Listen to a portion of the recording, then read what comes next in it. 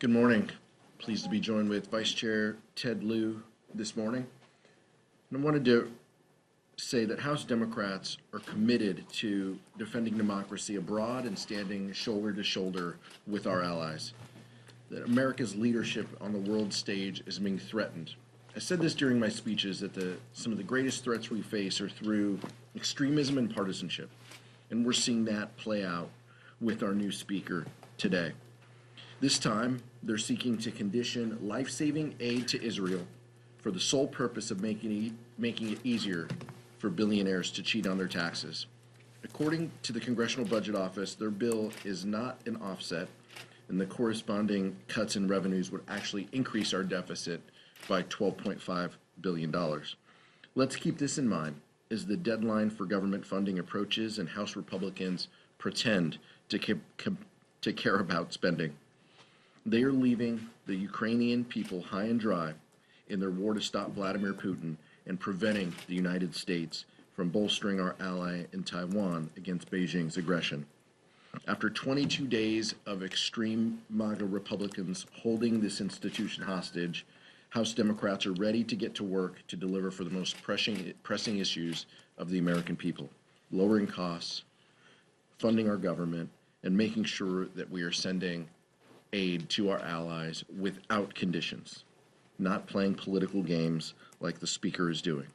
We're learning a lot about this new speaker this week with these first legislative decisions, and this has been a complete and total disaster. We look forward to working in a bipartisan way to send aid to our allies abroad, but this bill today is not that vehicle. Vice Chair Ted Lieu. Thank you, Chairman Aguilar.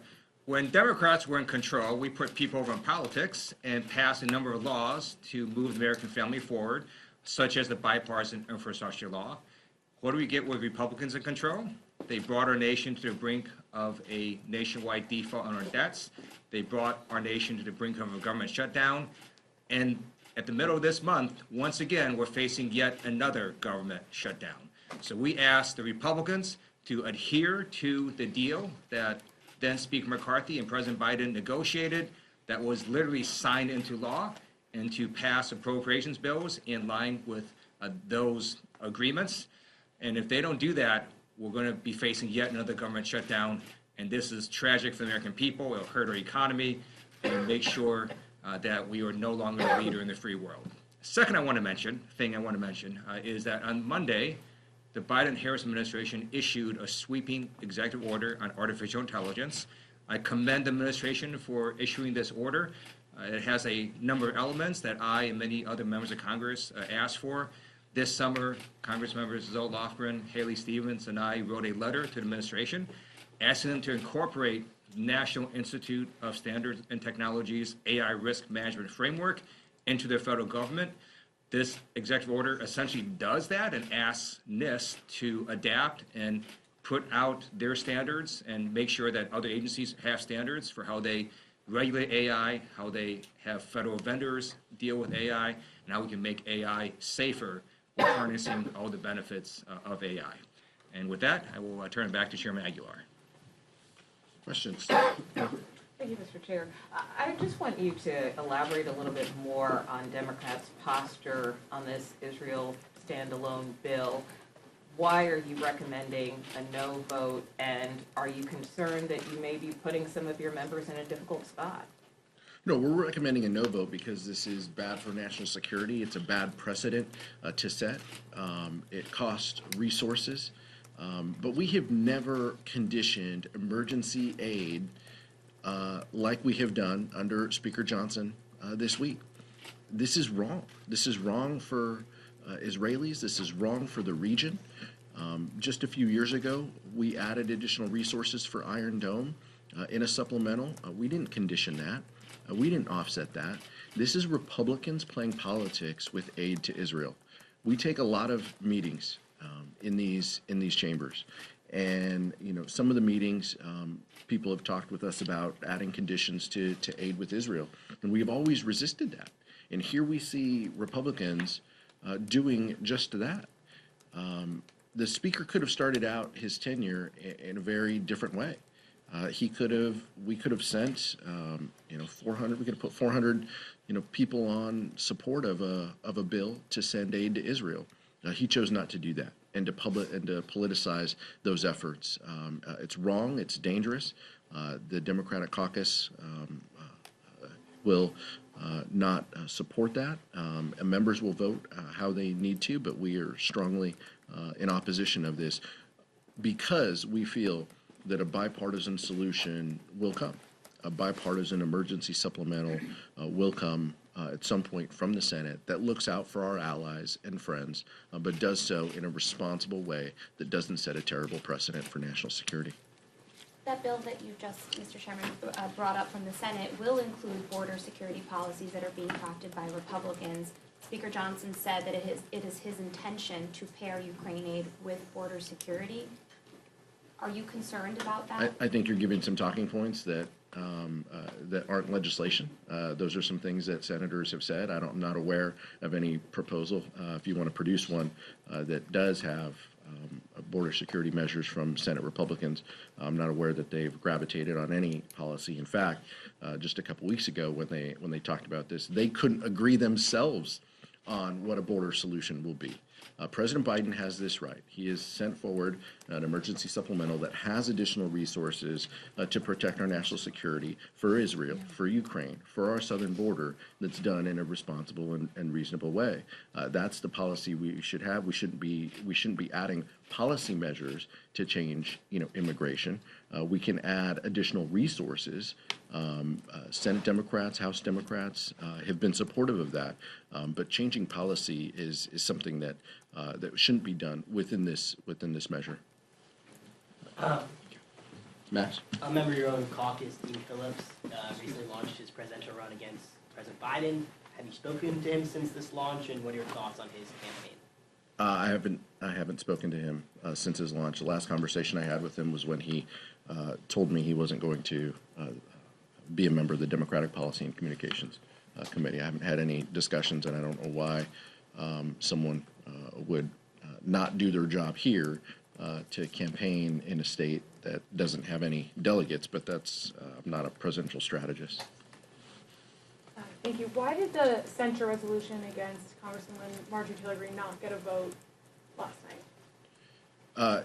You could talk to the author of the motion, Beckham Ballant, but I believe our intention was to make sure that everybody in the chamber knows exactly what was happening with the politics on the other side.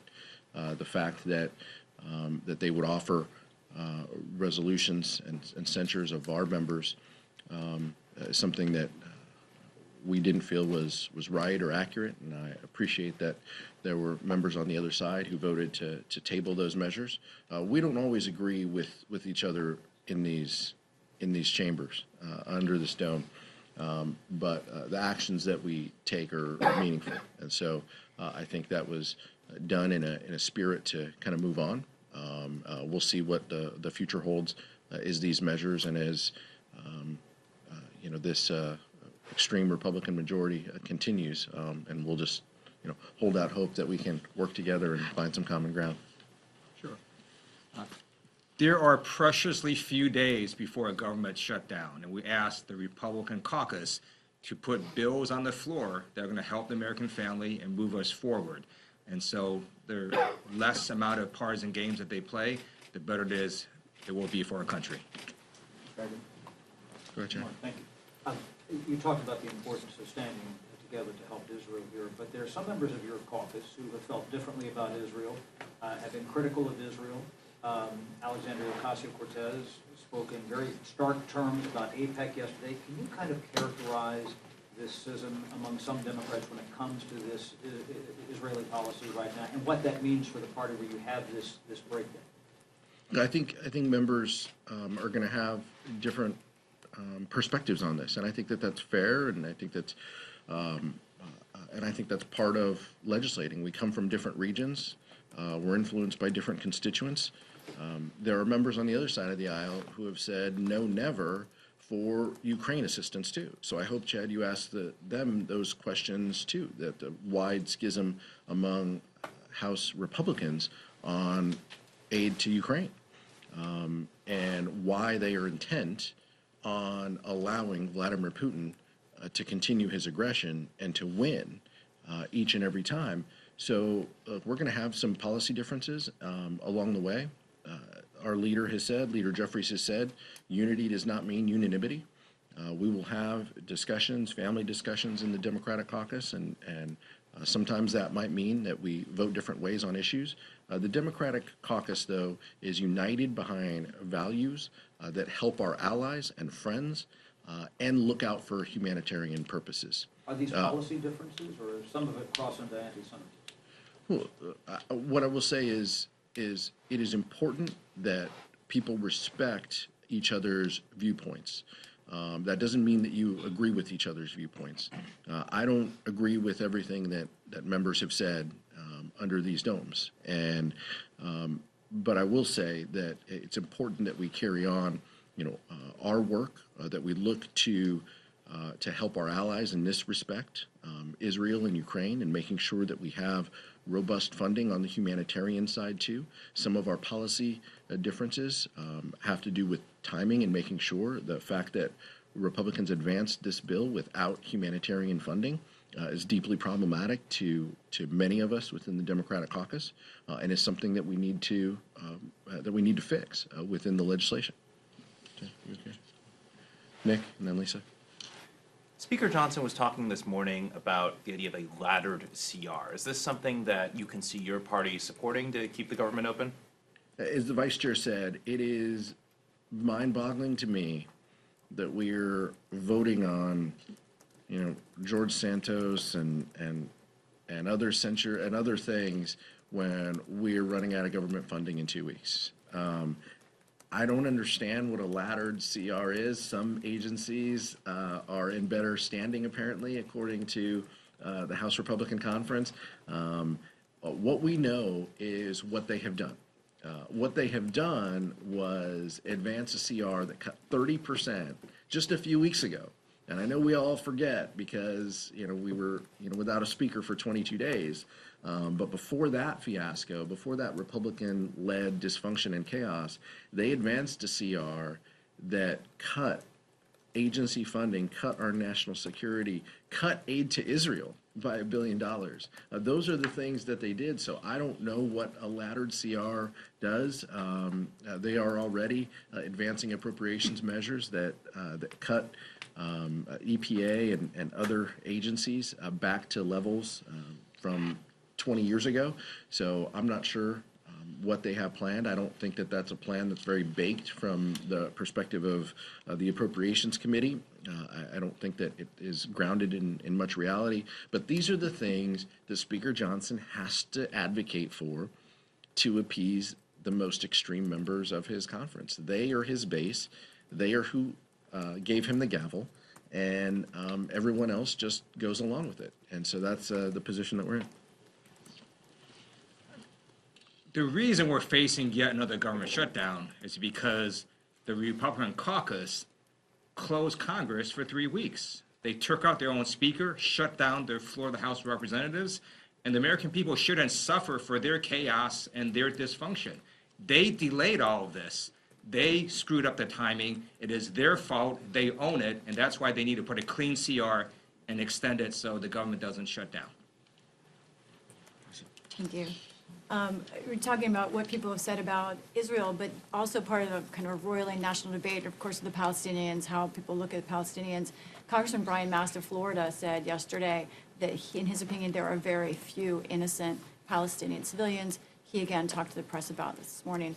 Kind of wonder what you think of those remarks and how you see sort of Palestinian populations embedded, of course, with a group that's considered terrorists, and whether you think the civilians are implicitly supporting Hamas or not. I think his comments are deeply troubling, Islamophobic, and don't speak to the members of Congress that I want to associate with. I think it is terrible what Hamas has done, but let's not conflate Hamas with the Palestinian people. Oftentimes, Hamas is using Palestinians, innocent Palestinians, as human shields.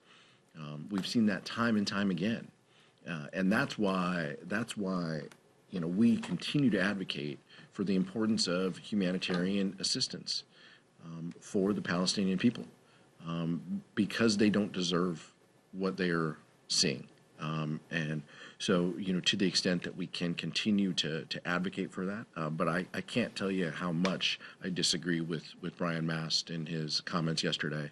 They're troubling and sick and not grounded in reality. Last question. Now, obviously, you've been critical of Republicans for wanting to cut below the agreed-upon spending numbers. Now, Senate Democrats have seemed to be on point with keeping those top-line numbers, but at the same time, Democrats are considering a $106 billion emergency package. Is that breaking the agreement? Well, you've heard, actually, and I would correct you in the sense that it isn't just Senate Democrats, Senate Republicans, the Biden administration, and House Democrats. All of us agree that we need to spend to the levels of the Fiscal Responsibility Act. The agreement that then Speaker, former disposed Speaker McCarthy, negotiated with President Biden. That's the level of spending that we need to agree to. But beyond that, Senate Republicans advocated for additional funding on top of this. This was in June and July. Many of them have also indicated that they are supportive of Israel and Ukraine funding. So I would argue that this is not out of the norm. And this is, we're treating this with the respect and the urgency, but also to the precedent of emergency spending, especially in times of war when our allies' freedoms are of interest and threatened. And so I think there is wide agreement in that respect. Let's spend on our ongoing level at the Fiscal Responsibility Act level, and then let's have a robust emergency supplemental that deals with the important issues of the day, namely Israel, Ukraine, humanitarian assistance, and Indo-PACOM priorities, and our southern border. Those are the priorities that should be bipartisan, and individually have been bipartisan. And what we seek to do is to get that accomplished. And right now, it's House Republicans who stand in the way. Thank you. Thank you.